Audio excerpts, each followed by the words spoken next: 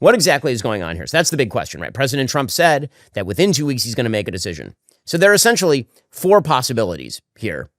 Okay, those 4 possibilities. 1, Iran gives up. President Trump applies the pressure. He says total surrender. Iran does. And when we say surrender, we don't mean that Iran hands over the keys to Tehran to the United States or something and says, now you run the place. That's not what we're talking about. We are talking about Iran capitulating, giving full access to Fordo and all other nuclear facilities to the United States and its allies to destroy. That's what we're talking about. Let's say that were to happen. It's highly unlikely, number one, given their past statements and promises and what they are saying right now. And also, the Iranians believe that if they do not have a pathway to a nuclear weapon, the regime is likely to fall. Why? Because they're not popular with their own people. It is not as though the people of Iran are desperate to keep the regime in place. And so if there is no guarantee against outside interference, then the Iranian regime is very much afraid that they are going to fall. However, if that were to happen, let's say the best of all possible worlds, President Trump gets what he wants, the Iranians capitulate, then that is an enormous win for President Trump. It's a huge win for Israel. It is a triumph of coercive diplomacy. And basically saying, listen, we're going to hit you until you drop, and now you're surrendering. Huge win for President Trump if he is able to destroy the Iranian nuclear facilities, essentially, with their capitulation, without ever having to fire a shot. That's the biggest win possible, obviously. Now, what's the possibility of that? Extremely low. You'd have to say less than 10% is the possibility that the Iranians fully capitulate, and President Trump knows that. You think he doesn't know that? Of course he knows that. Caroline Leavitt was saying it at the White House. Okay, possibility number 2. Iran doesn't surrender, and then President Trump backs off. He cuts some sort of JCPOA 2.0 while preventing Israel from acting. And I'm sure that there are those inside the administration who would love this. I'm sure there are. They're undoubtedly the people who are leaking every single day to Axios and Politico and Tucker Carlson and all the rest. That is a real question, by the way. If you would like for the administration to succeed, you do not want leaks. And it seems to me that it would be kind of important to find out who's been doing the leaking. I don't think it's going to be very difficult to find out, but it's kind of important in any case. Let's say that were to happen. Okay, let's say that there were to be a JCPOA 2.0. Number 1, Iran is emboldened. They feel complete impunity, especially because this would require the United States to basically call off Israel, race toward a nuclear weapon, and then, let's be clear, the rest of the world gets a lot worse because if the administration does not achieve any of its goals and Iran is able to maintain its status and its nuclear program, then every other enemy of the United States is going to be emboldened. How do we know this? Because that's precisely what happened after Joe Biden and his idiotic pullout from Afghanistan, in which we left behind tens of billions of dollars in military equipment, abandoned our allies, and turned over the country to the barbarian cavemen who now run it. And you know what happened? Russia looked at that. Vladimir Putin looked at that. And he said, hey, what if I just take Ukraine? Well, China right now is casting its eyes across a very narrow strip of water, the Taiwan Straits, at Taiwan. And they're thinking, should we go for that? And one of the big questions is, what will the United States do if we do go for that? Now, they're looking at the words of some people inside the administration, including Elbridge Colby, the Undersecretary of Defense, who is a so-called restrainer and who supposedly wanted to reposition America away from the Middle East and toward the Asian Pacific region, but who also says that if Taiwan is attacked, we can't really do anything about it. They're looking at that and they're thinking, okay, well, maybe we can just take it.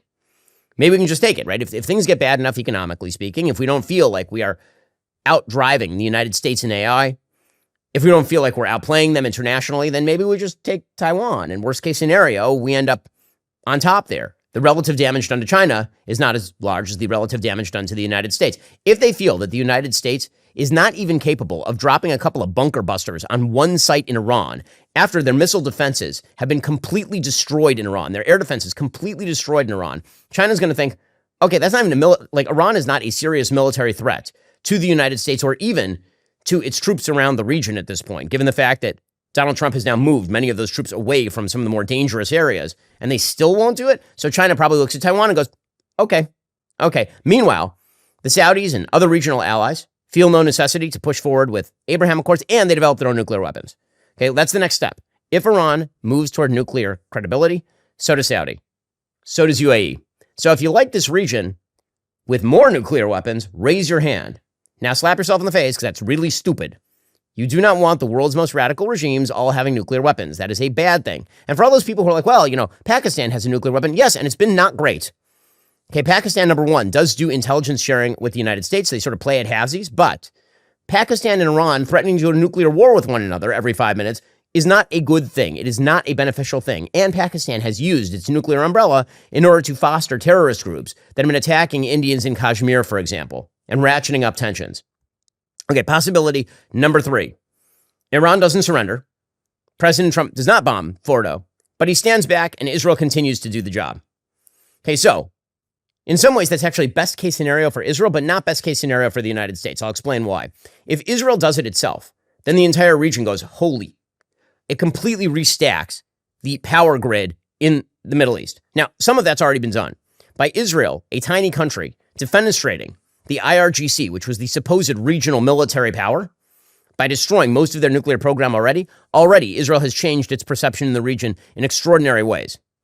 That's just a fact. But if the United States does not act and Israel goes ahead and does it, number one, Iran remains humiliated. Israel becomes more of a regional power. Probably the Saudis move toward Israel in the Abraham Accords because obviously you want to move where the power is. That's the way it works in the Middle East. You follow the strong horse. That's always been the way that it works in the middle. And by the way, in international politics generally, the problem of the U.S. credible threat of force is in fact reduced. Not as much as if Israel doesn't finish the job, or if the United States would restrain Israel from finishing the job.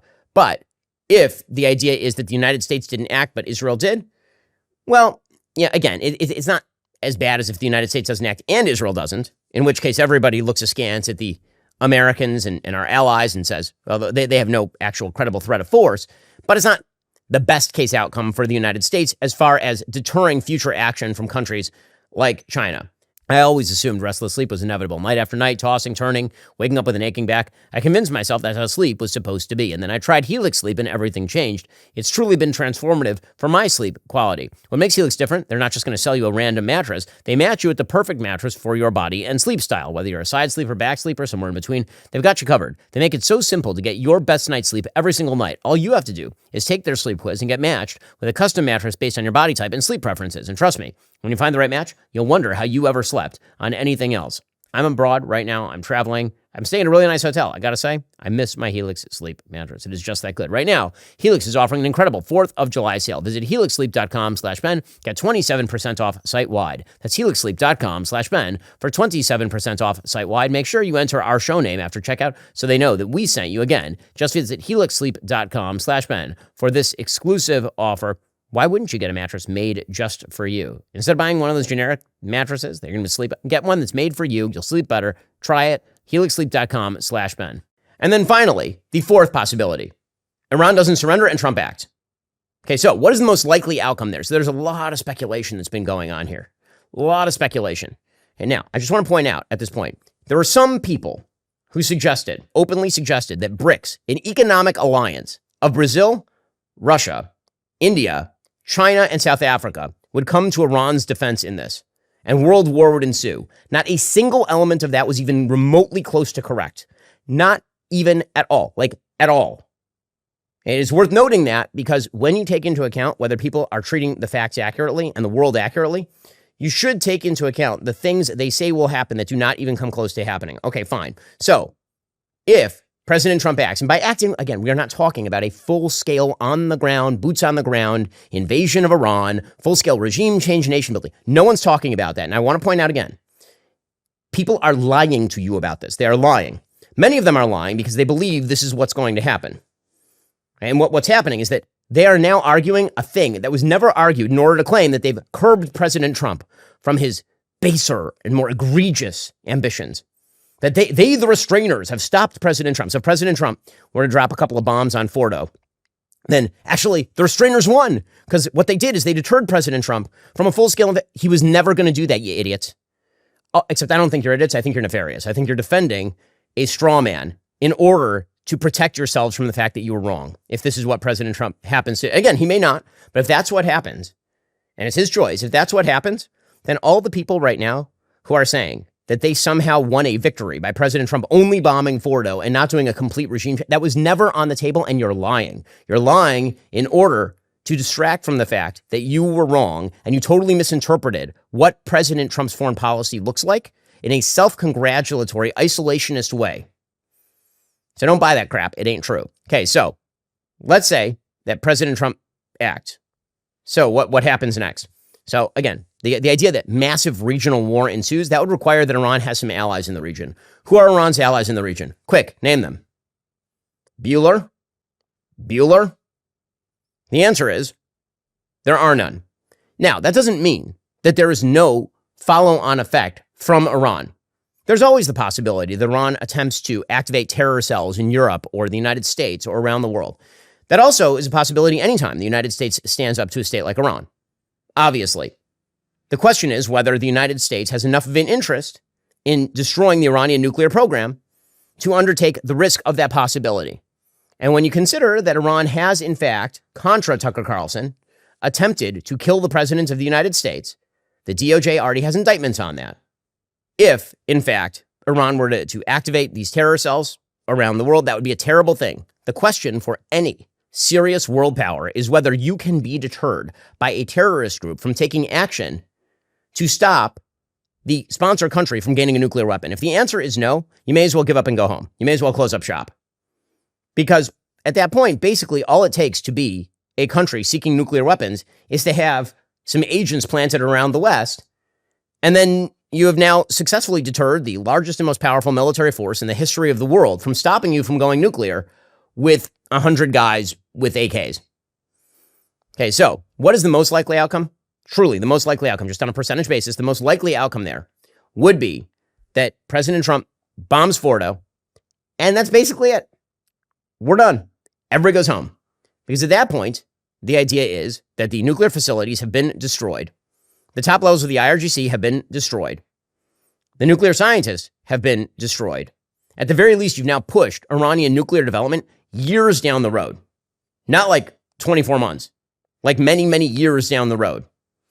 The Trump administration will have reestablished deterrence with the rest of the world, said, look, you try to develop a nuclear weapon, or let's say you're thinking about invading Taiwan. We will take the action that is necessary with the minimum necessary use of force. The Saudis likely join the Abraham Accords, particularly because President Trump then says, listen, you guys are going to need a durable regional alliance against the Iranians. And we've shown we can act. And so that is, for the United States, probably the most salutary outcome. Now, again, all of this is President Trump's decision. President Trump, he can go any way he wants on this. Any of those four possibilities is, in fact, a possibility. However, I think the least likely possibility is the so-called taco possibility. And all the people who are slandering President Trump as a chicken today. And again, you're hearing that from hawkish voices who are worried, and you're hearing that from isolationists who are celebratory, which should tell you something about the isolationists. I think all of that is wildly overstated. I do not believe in my heart of hearts that the president of the United States has expressed his opposition to the Iranian nuclear program only to back off at the last minute with the destruction of that nuclear program in sight right now, that now is the moment when he backs off. When Iran has when Iran is at the weakest position they have been since 1979. I just don't think that's going to happen. Well, that's all for now, folks. Don't forget to like, subscribe, and comment your thoughts down below. Be sure to check out all of the other great content on my channel. I'll see you here next time.